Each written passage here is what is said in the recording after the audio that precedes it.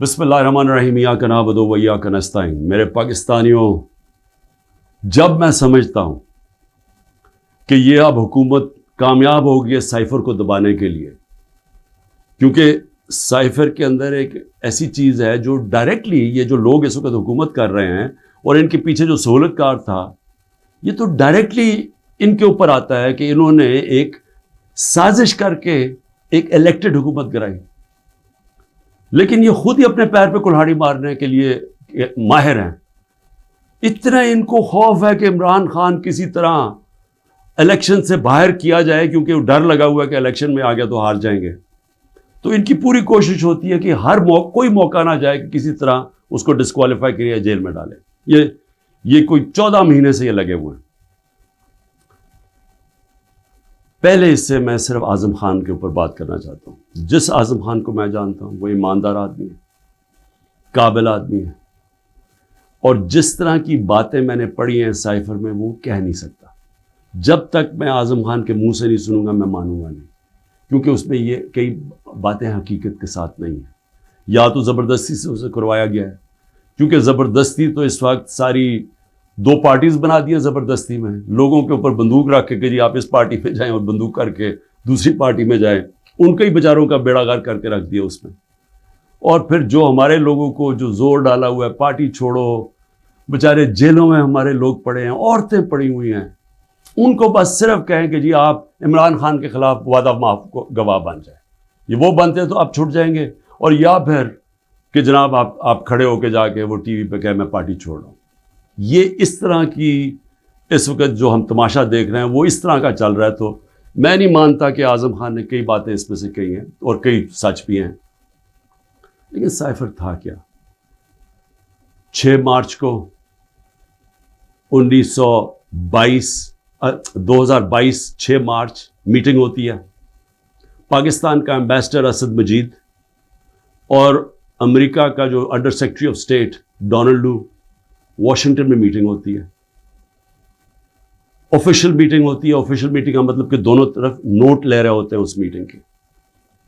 اس meeting کے بعد ایک سائفر کا مطلب ہوتا ہے ایک خفیہ ایک کوڈ کے اندر میسج بھیجی جاتی ہے، جو کہ ساری دنیا میں آپ کے جو ہمارے جو ایمبیسڈرز ہوتے ہیں وہ ساری دنیا میں ہر ملک کے ایمبیسڈر اپنے فارن آفس کو خفیہ میسیجز بھیجتے ہیں، جس کو سائفر کہتے ہیں۔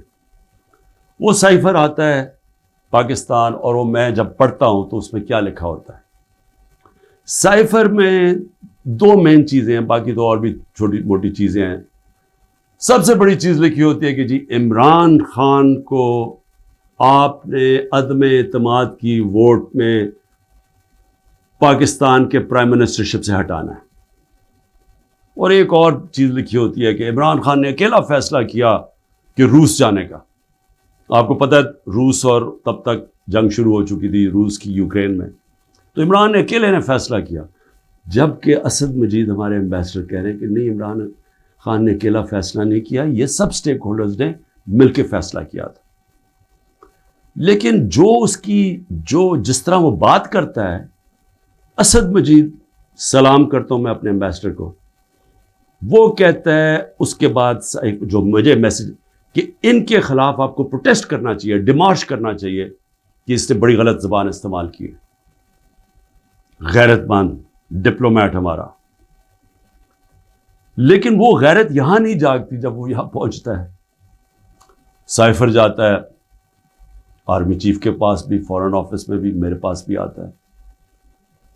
میں جب وہ دیکھتا ہوں میں حیران ہو جاتا ہوں کہ اس کی جرت کیسے پڑی ہے لکھنے کی، یہ کیسے کہہ سکتا ہے؟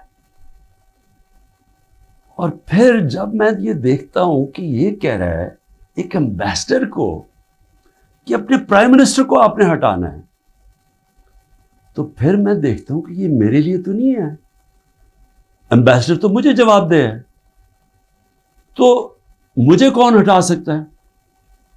پاکستان میں مجھے کون ہٹا سکتا تھا؟ ایک ہی آدمی، جنرل باجوہ۔ سائفر تو جنرل باجوہ کے لیے ہے، اس نے بھیجا ہے۔ تو مجھے وہاں سے پہلے سے ہوتا ہے کہ اب تک ہمیں لوگ کہہ رہے ہیں، مجھے خبریں آتی رہتی تھیں کہ جناب فیصلہ ہو گیا آپ کی گورنمنٹ ہٹانے کو، مجھے رپورٹ آ رہی رہتی ہے, IB والے مجھے آ کے بتاتے تھے کہ جی دیکھیں شہباز شریف کی خفیہ میٹنگز ہو رہی ہیں, بیچ میں ان کے لوگ پڑے ہوئے ہیں, جنرل باجوہ کی کوئی فادر ان لا ان کے گھر میٹنگز ہو رہی ہیں. یہ ساری مجھے خبریں آ رہی تھیں. لنڈن کسی کو بھجوایا جا رہا ہے. تو میں مانتا نہیں تھا. میں جنرل باجوہ کو جب ملتا تو وہ کہتے تھے ہو ہی نہیں سکتا, ہم تو کنٹینیوٹی چاہتے ہیں. اور میں بھی اپنے آپ کو ہوتا ہوں کہ میں مان جاتا تھا. لیکن جب یہ سائفر آیا تو تب مجھے ہوا کہ یہ تو اس کے بغیر ہو ہی نہیں سکتا. پھر سے کہ کون پرائم منسٹر کو ہٹا سکتا ہے سوائے ایک آدمی کے جس کے پاس پاور ہے پاکستان میں. تو پاور ادھر ہی ہے, سپر کنگ ہے, سب پوچھنے والا کوئی نہیں ہے, لیکن پاور ہی پاور ہے. اس کے بعد اگلے دن عدم اعتماد اسمبلی میں ٹیبل ہو جاتی ہے, اور ایک دم ہمارے لوگ ہلنا شروع ہو جاتے ہیں. اور پھر ہمارے اتحادی وہ بھی ایک دم ہمارے سے خوش نہیں ہوتے. لیکن یہ یاد رکھیں کہ یہ ٹائم کون سا تھا. یہ وہ ٹائم تھا جب پاکستان کی اکانومی 17 سال میں سب سے بہتر امپروو کر رہی تھی. اکنامک سروے اٹھا کے دیکھ لیں آپ, سارے اکنامک انڈیکیٹرز دیکھ لیں, ہم بڑے مشکل وقت سے نکلے تھے. بینکرپٹ اکانومی ملی, 2 سال کرونا آ گیا. دنیا نے تعریف کی کہ پاکستان وہ ملک ہے جو ٹاپ 3 ملک ہے جنہوں نے سب سے بہتر کرونا, اتنی بڑی وبا, اتنے بڑے کرائسس سے ڈیل کیا. جبکہ ہندوستان میں تباہی آئی, ایران میں تباہی آئی, ساتھ والے ملک. پاکستان کی تعریف دنیا کرتی تھی. وہ ایک امریکہ کے اندر جو فائنینشیل ایڈوائزر تھا ٹرمپ کا, میرا وہ کہتا ہے کہ اگر پاکستان کا جس طرح کرونا پہ پاکستان نے ڈیل کیا, اگر امریکہ کرتا تو 10 کھرب ڈالر کا امریکہ کو بچتا تھا. تو ادھر سے نکلے, اکانومی گرو کر رہی ہے, انڈسٹری گرو کر رہی ہے. تو ایک دم یہ عدم اعتماد کدھر سے آ گئی.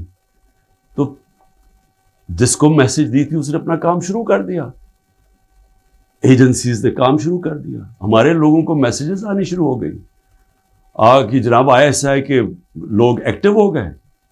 مجھے جب آیا, میں جنرل باجوہ کے پاس گیا, میں نے کہا آپ کا لاہور والا جو آدمی ہے وہ ہمارے MNS کو کہہ رہا ہے کہ ہم نے ہاتھ اٹھا لیا ہے, اب آنے والی گورنمنٹ دوسری ہے, یہ شہباز شریف کی.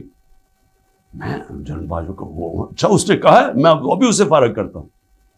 تو یہ ڈرامے ہمارے سے ہوتے رہے, پیچھے سے پورا پلان بنا ہوا تھا. اچھا میں نے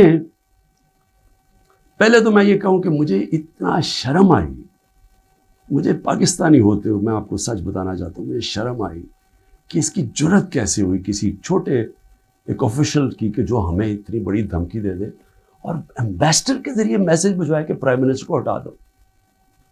لیکن اس کی غلطی نہیں تھی. شرم یہاں نہیں آ رہی تھی. جن لوگوں کی ذمہ داری تھی کہ قوم کی حفاظت کرنا, جس آدمی کی کہ قومی وقار کو بچانا, قومی غیرت, وہ ساتھ ملا ہوا تھا. اس نے ان کے, یعنی یہ سارا پلان ادھر سے شروع ہوا تھا. اور میں صرف اپنی قوم سے یہ کہنا چاہتا ہوں کہ دیکھیں, یہ یاد رکھیں کہ اب ایک چیز سمجھیں, جب اگر میں جنرل باجوہ کی تنقید کر رہا ہوں, اور یہ میں سارا ثابت کر سکتا ہوں کیونکہ مجھے پتہ ہے ساری چیزیں میرے اندر, ایک ایک چیز مجھے یاد ہے ہوا کیا, اس سے پہلے بھی اس کے بعد بھی. میں پاکستان کی فوج کی تنقید نہیں کر رہا, میں ایک آدمی کی کر رہا ہوں جو غلطی کی جس نے. یہ ہم بہت بڑا ظلم کر رہے ہیں اپنے ملک سے کہ ہم جنرل فیصل نصیر, مجھے پہلے سے پتا تھا کہ میرے اوپر, میں 6 ہفتے پہلے سے لگا ہوا تھا کہ مجھے انہوں نے قتل کرنے کی کوشش کر رہی ہے اور دینی انتہا پسند کے نام. میری جلسوں کے اندر تقریریں تھیں. تو جب میرے اوپر اٹیمپٹ ہوتا ہے اور میں FIR لگواتا ہوں, مجھے پتا تھا کہ یہ پیچھے سب سے یہ تھا, ماسٹر مائنڈ تھا. اپنی FIR نہیں کٹوا سکا. جب JIT کے اندر یہ ثابت ہو گیا کہ ایک نے 3 شوٹر تھے, تو جو سارا حکومت کا جو انہوں نے کوشش کر رہے تھے کہنے کی جی دینی انتہا پسند ہے, وہ جب سارا وہ ان کا نیریٹو ہی ختم ہو جاتا ہے, تو انہوں نے JIT کو سیبوٹاج کیا. اور پھر میرے اوپر غداری کا پرچہ کر دیا ہے کہ جنرل فیصل نصیر کو میں نے ڈرٹی ہیری کیوں کہا, سائیکوپیتھ کیوں کہا, میرے اوپر غداری کا پرچہ لگ جاتا. میں پھر سے کہتا ہوں کہ اگر ہم نے یہ کرنا ہے اپنے ملک کے ساتھ کہ کسی ادارے کو اگر میں کسی جج کی بات کروں گا تو میں ساری جوڈیشری کے خلاف ہو گیا، اس کا مطلب کیا؟ میں پولیس کے خلاف کروں گا تو ساری پولیس کو میں نے برا بھلا کہہ دیا. یہ تو ہم اپنے ملک کو تباہ کر رہے ہیں. یہ پلیز میری قوم پلیز آپ یہ سمجھ جائیں ایک بات، اگر معاشرے سے آپ تنقید ختم کرتے ہیں، آپ معاشرے کی قبر کھود دیتے ہیں. کیونکہ اصلاحات ہوتی کیسے ہے؟ انکوائری کیوں ہوتی ہے؟ حمود الرحمان انکوائری، جب ہمارا ملک ٹوٹا، ایسٹ پاکستان ٹوٹا، تو جب وہ انکوائری ہوئی، اگر اس کے اوپر عمل ہوتا کہ یہ ہم نے غلطیاں کی ہیں، اپنی اصلاحات کرتے، تو اس کے بعد پاکستان بڑی غلطیوں سے بچ جاتا. لیکن جرات ہی نہیں تھی فیس کرنے کی تنقید. ہم نے وہ اتنا بڑا ظلم کیا کہ 25 سال کے بعد وہ کدھر نکلی؟ حمود الرحمان ہندوستان کے اندر. اب جب یہ ہوا، میں کہتا گیا، میں نے ساروں کو کہا کہ اتنا بڑا ظلم ہو رہا ہے تو اس کے اوپر انکوائری ہو. میں نے چیف جسٹس صاحب کو میں نے وہ سائفر بھیجا کہ جی اس کے اوپر انکوائری کروائیں. نیشنل سیکیورٹی کاؤنسل کے سامنے رکھا. نیشنل سیکیورٹی کاؤنسل کے سامنے 30 مارچ کو میں نے رکھا کہ جی یہ ہے، سارے آرمی چیفز بیٹھے ہوئے تھے، سروس چیفز بیٹھے ہوئے تھے، سب کے سامنے رکھا کہ یہ اس نے لکھا ہے اور آپ کا ایمبیسڈر کہہ رہا ہے کہ ان کو پروٹیسٹ کرو کہ یہ کسی کی جرات نہیں ہونی چاہیے اس طرح کا، کسی بھی ایک ملک کو، آزاد ملک کو اس طرح کا زبان استعمال کرنی. انہوں نے کہا جی ہاں مداخلت تو ہوئی ہے، تنقید کی، امریکہ کو پروٹیسٹ بھی کیا نیشنل سیکیورٹی کاؤنسل نے 30 مارچ کو. میں نے پارلیمنٹ میں لے کے گیا کہ ان کیمرہ میٹنگ کروائی. میں نے کہا ان کے سامنے رکھو. اپوزیشن کو لیڈر ہی نہیں آیا اس میٹنگ پہ. شہباز شریف، آصف زرداری انہوں نے بائیکاٹ کر دی. کیوں کی؟ کیونکہ ملے ہوئے تھے ساتھ، یہ اس کا حصہ تھے، یہ سازش کا حصہ تھے. کیونکہ کیا یہ پاکستان کے پرائم منسٹر کے خلاف ایک آدمی کہہ رہا ہے کہ اس کو ہٹاؤ، تو کیا یہ عمران خان چھوڑیں کسی بھی ملک کو اجازت دیتا ہے ایسے؟ کیا ایران کے اندر کسی کی جرت ہے کہ ان کے ایمبیسڈر کو کہے کہ جا کے اپنے پریزیڈنٹ کو ہٹا دے؟ یا ہندوستان میں کسی کی جرت ہے کہ کہے کہ یہ ایمبیسڈر کہے کہ جی نریندر مودی کو ہٹا دے؟ قومی غیرت ہوتی ہے، قومیں غیرت کے اوپر کھڑی ہوتی ہیں، قوم غیرت سٹینڈ لیتی ہیں، مشکل وقت گزارتی ہیں اور مضبوط ہو جاتی ہیں. دنیا ان کی عزت کرتا ہے، دنیا اس قوم کی عزت کرتا ہے جو اپنی عزت کرتی ہے. جب ایک عام آفیشل اس طرح کا سٹیٹمنٹ دے اور میں اس کے اوپر کچھ ہو ہی نہ، یعنی نیشنل سیکیورٹی کاؤنسل میں حیران ہو گیا کہ صرف جی ہم ڈیمارش کرتے ہیں. آپ انکوائری کرنی چاہیے تھی، پوچھنا چاہیے تھا، لکھنا چاہیے تھا کہ اس نے کیوں یہ کہا. اور انکوائری جب ہونی تھی تو ایک آدمی نے سامنے آ جانا تھا، جنرل باجوہ نے. مسلسل یہ جناب ان کی میٹنگز ہوتی تھیں، ان کی وہ چارج افیئر سے ملتے تھے. کیا ایسا کو نہیں پتا تھا کہ پچھلے 3 مہینے کے اندر ہمارے پارلیمنٹیرینز، ہمارے پی ٹی آئی کے بیک بینچرز اور یہ اپوزیشن لیڈر سے بار بار امریکن ایمبیسی میں جا رہے تھے. ارشد شریف نے پورا پروگرام کیا، بتایا کہ کون سے دن کون سے لوگ گئے. راجہ ریاض کا بتایا گیا. کیا راجہ ریاض وہاں فورن پالیسی ڈسکس کرنے گیا تھا؟ جو سب سے پہلے بھاگے وہ امریکن ایمبیسی جا رہے تھے. کیا ان کو نہیں پتا تھا؟ اس کے حصہ تھے. سازش ہو رہی تھی کسی طرح عمران خان کو راستے سے ہٹایا جائے، تب پلان بنا. اور مجھے اتنے افسوس سے کہنا پڑتا ہے کہ کسی کو جو بھی لوگ یہ دیکھ رہے تھے کہ میں سوچا کہ کیا ان کو کوئی ان کو نہیں ہے کہ پاکستان ایک بڑی خواب کا نام تھا. پاکستان کا مطلب کیا؟ لا الہ الا اللہ. میرے اپنے کے لوگ کہہ رہے ہیں عمران صاحب یہ آپ سائفر نہ اٹھائیں پبلک میں، امریکی ناراض ہو جائیں گے. میں پبلک میں جا کے میں کیوں پبلک کو بتایا؟ میں اپنی قوم کو بتانا چاہتا تھا، کیونکہ قوم غیرت مند ہے، قوم کھڑی ہو گئی ساتھ. یہ سیاسی طور پہ نہیں میں کر رہا، میں ایک وہ پاکستانی ہوں جو اس ملک کے جو خواب تھا میں اس میں بلیو کرتا ہوں کہ لا الہ الا اللہ، کوئی نہیں ہے خدا سوائے اللہ کے، میں کوئی کسی کی غلامی نہیں کرنے کے لیے تیار۔ اور میں آپ کو یہ امریکہ کا بھی بتا دوں، دیکھیں امریکہ کی ایک بات سمجھ ہے، امریکہ جو ہے وہ اپنے مفاد کے لیے فیصلے کرتا ہے، وہ دوستیاں نہیں نبھاتا، امریکہ اپنے انٹرسٹ کو پروٹیکٹ کرتا ہے۔ ہمارا کام ہے ہم اپنے انٹرسٹ پروٹیکٹ کریں۔ جب وار آن ٹیرر میں نے مخالفت کی کہ ہمیں امریکہ کی جنگ میں نہیں شامل ہونا چاہیے، اٹھا لے میری سٹیٹمنٹس، میں ہر بار کہتا رہا کہ یہ ہماری جنگ نہیں ہے۔ میں کیوں کہہ رہا تھا؟ میں اپنے لوگوں کے لیے کہہ رہا تھا۔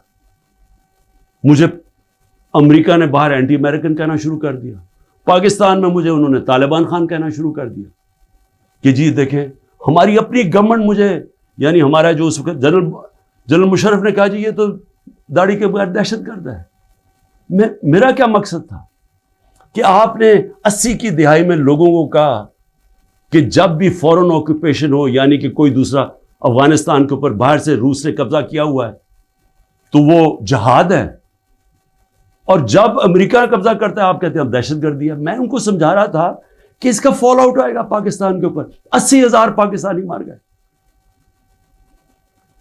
پتہ نہیں کتنے 100 ارب ڈالر سے زیادہ ملک کو نقصان ہوا، لیکن اس سے زیادہ جو دنیا میں ہم بدنام ہوئے، ساری دنیا میں ہمارا مذاق، ہمیں کہا گیا جی سب سے خطرناک ملک ہے پاکستانی دہشت گرد۔ پاکستانیوں سے جو دنیا میں ہوا، ہرا پاسپورٹ دے کے لیدر لائن میں کھڑا کر دیتے تھے، کتنے پاکستانیوں کو باہر سے ڈپورٹ کر دیتے تھے۔ پوچھیں بیرون ملک پاکستانیوں سے ان کے اوپر کیا گزری ہے۔ اور مجھے جی عمران خان طالبان خان ہے جی، یہ جی دہشت گردی کے ساتھ ہے۔ اور یہ بھی میں اب آپ کو بتاؤں کہ یہ جو تھا یہ کیوں میرے خلاف کیس بلڈ اپ ہوا۔ جنرل باجوہ نے کیوں کہا کہ جی یہ ہم جب روس سے واپس آئے، اچھا اب روس کیا ہے ذرا سننے والے، اس میں سائفر پہ کیا لکھا کہ عمران خان خود روس کیا ہے۔ میں عمران خان نے خود روس کیوں جانا تھا؟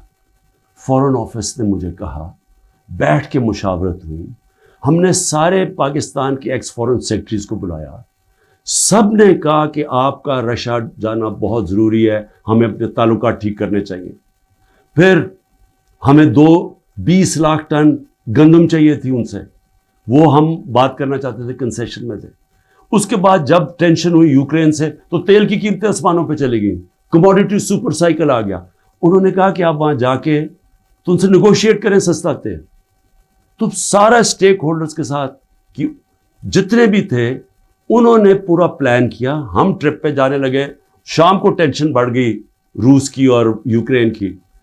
میں نے جانے سے پہلے جنرل باجوہ سے پوچھا کہ کیا مجھے جانا چاہیے یا نہیں۔ انہوں نے کہا ہم سب بیٹھے ہوئے ہیں، ہمارے خیال میں آپ کو جانا چاہیے۔ تو سب سے پوچھ کے میں روس گیا، میں اپنی ذات کے لیے تو نہیں گیا۔ تو واپس آیا تو جناب جنرل باجوہ نے اس کے 2 دن بعد کہ جی مذمت کرو کہ جو روس چلا گیا وہاں۔ فورن آفس بھی بیٹھا، ہمارے مین لیڈرز بیٹھے ہیں، ہم نے کہا کہ ہندوستان تو مذمت نہیں کر رہا، وہ تو ان کا اسٹریٹجک ایلائی ہے، وہ تو نہیں کر رہا، ہم کیوں کریں؟ اور ہم ان سے ڈیل کر کے آ گئے تھے سستا تیل پہ اور سستی گندم پہ۔ اس کے بعد جا کے ایک نیشنل سیکیورٹی کا سیمینار ہو رہا ہے، جنرل باجوہ بیٹھ کے کہتا ہے جی عمران خان ہم روس کی سخت مذمت کرتے ہیں، گورنمنٹ کی پالیسی کے خلاف جا کے اسٹیٹمنٹ دے دیتا ہے۔ اس کے بعد حسین حقانی کی ٹویٹ آتی ہے، وہ کہتا ہے جنرل باجوہ پرو امریکہ ہے اور عمران خان اینٹی امریکہ ہے۔ بعد میں ہمیں پتہ چلتا ہے کہ ہم نے $30,000 دے کے حسین حقانی کو جنرل باجوہ نے ہائر کیا ہوا تھا ہماری گورنمنٹ کے دوران۔ وہ بعد میں جب ان کا فیرا، ان کا ایک ادارہ ہوتا ہے جو آپ کو رجسٹر کرنا پڑتا ہے لابیز کو، اس میں پتہ چلتا ہے بعد میں ہمیں۔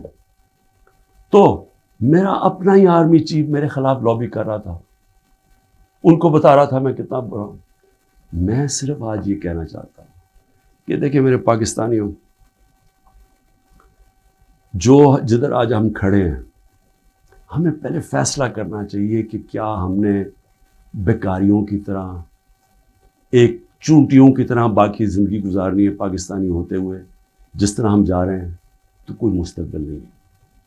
کیا ہم نے خوددار قوم کی طرح لا الہ الا اللہ جس کا نعرہ تھا، یہ خوددار قوم لا الہ الا اللہ غیرت دیتی ہے انسان کو، ایک چھوٹے سے انسان کو بڑا انسان بنا دیتی ہے.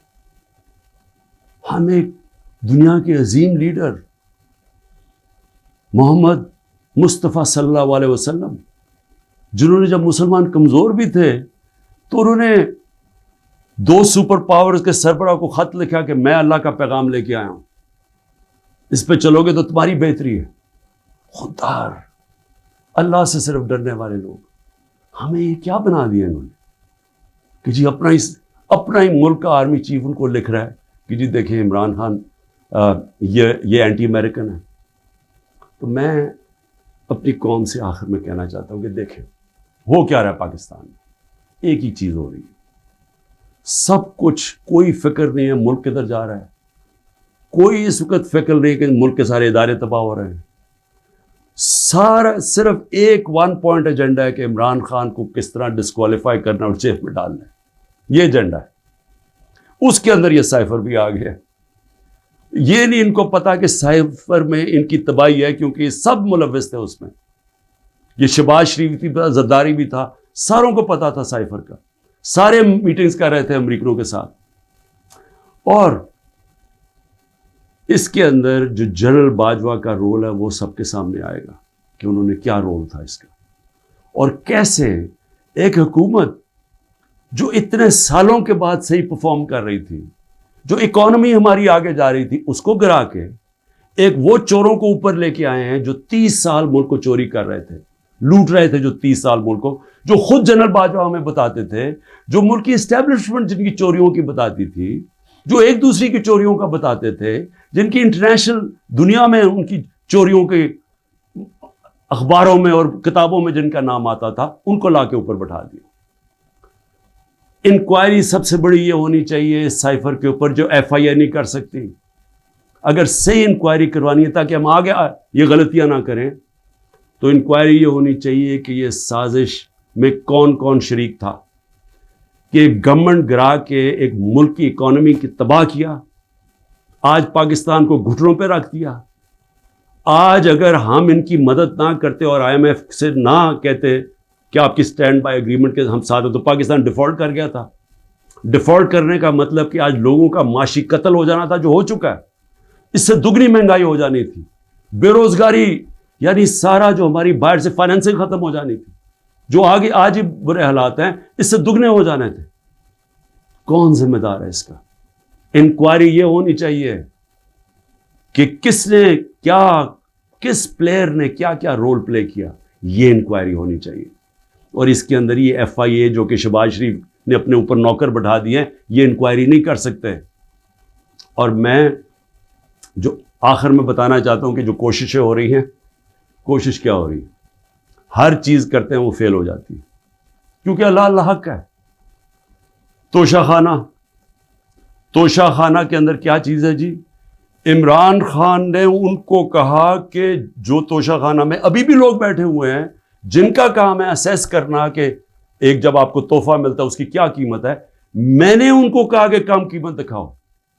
اور آپ وعدہ معاف گواہ ڈھونڈ رہے ہیں کہ کوئی جا کے بتائے کہ عمران خان نے ہمیں کہا تھا قیمت کم دکھائیں. اور اس کے علاوہ القادر یونیورسٹی، یعنی یہ سوچیں کہ ایک یونیورسٹی بنتی ہے جو سیرت نبی پڑھانے کے لیے، تاکہ لوگوں کا کردار ہم ٹھیک کریں، کیریکٹر بلڈنگ کریں، بتائیں کہ ہمارے جو بڑے بڑے صوفی تھے یہاں جن کی وجہ سے اسلام پھیلا، ان کی پیغام کیا تھا. نئے لیڈرشپ پروڈیوس کریں جو کہ سیرت نبی پہ ہوں. اور پھر مفت تعلیم ملے، ٹیکنالوجی بھی پڑھائی جائے لیکن مفت تعلیم. اس وقت سارے جو پڑھ رہے ہیں وہ ہیں جو کہ غریب گھرانوں کے اسٹوڈنٹس ہیں، مفت پڑھ رہے ہیں وہاں. یہ جناب عمران خان نے جرم کیا ہے کہ جی القادر یونیورسٹی بنا دی، جو ذاتی فائدہ ہو گیا مجھے، جس طرح کہ مجھے اس سے کوئی آمدنی آ رہی ہے، جس طرح شوکت خانم سے ہی آ رہی ہے یا نمل یونیورسٹی سے. اور پھر میرے اوپر پہلے ظلم کیا جاتا ہے اور میرے اوپر ہی کیسز کر دیتے ہیں. 9 مئی کو سپریم کورٹ کہتا ہے کہ عمران خان کے اوپر غیر آئینی اور غیر قانونی واردات کی گئی، مجھے وہاں سے اغوا کیا گیا، جو کمانڈوز مجھے وہاں سے لے کے گئے. سپریم کورٹ کا ورڈکٹ ہے. اور جس طرح مجھے ذلیل کیا، لوگوں کو مارا، ڈنڈے مارے، وکیلوں کو مارا، اس کے بعد ساری دنیا میں خبر دیکھا کہ مجھے ایک مجرم کی طرح پکڑ کے لے کے جا رہے ہیں.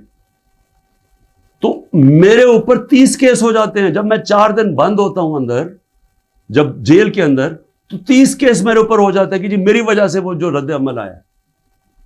اور رد عمل نہیں آنا تھا کہ جب آپ ناانصافی کرتے ہیں، جو سپریم کورٹ کہتا ہے ناانصافی ہے، وہ جو بچارے نکلتے ہیں پرامن مظاہرے کرنے کے لیے، جو 27 سال سے ہم نے کیے ہیں، ان کے اوپر گولیاں چلاتے ہیں.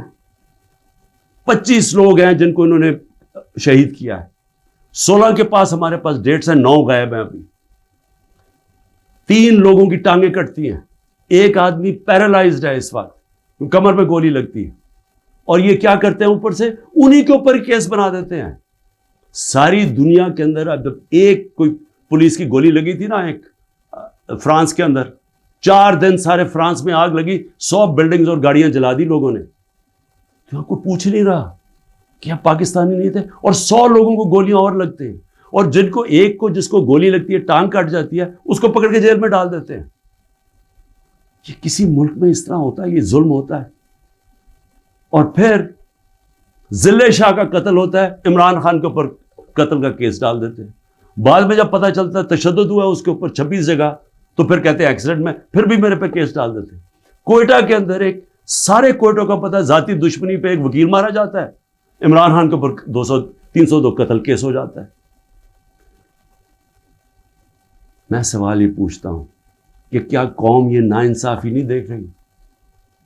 اور یہ جو نظام آپ کر رہے ہیں، یہ سمجھ رہے ہیں کہ یہ بہت بڑا کوئی ڈنڈے مار کے اور خوف سے لوگوں کو اپنی طرف لے آئیں گے، یا لوگ ووٹ کسی اور کو دے دیں گے. یہ انسان ہے، یہ بھیڑ بکریاں نہیں ہیں. اور اس کے اوپر، اس نظام کے اوپر جو حضرت علی کا قول ہے وہ غور سے سن لیں. کفر کا نظام چل جائے گا، لیکن ظلم اور ناانصافی کا نظام نہیں چل سکتا. حکومتیں چلتی ہیں اخلاقی قوت پہ. ڈنڈے مار کے جانور چلتے ہیں، ڈنڈے مار کے نہیں چلوا سکتے آپ لوگوں کو. لوگوں کو اگر آپ یہ سمجھتے ہیں کہ اس کی ظلم کی وجہ سے یہ چوروں کو تسلیم کر لے گی قوم، جو 30 سال سے ملک کو لوٹ رہے ہیں، جن کے پیسے باہر پڑے ہیں، جن کی سارا یہ جیسے انہوں نے اقتدار سے لے کے پھر باہر بھاگ جانا ہے، تو اگر یہ سمجھتے ہیں کہ لوگ اس خوف کی وجہ سے ان کو تسلیم کر جائیں گے، مجھے ترس آ رہا ہے ان لوگوں کے اوپر جن کی یہ سوچ ہے. پاکستان زندہ باد.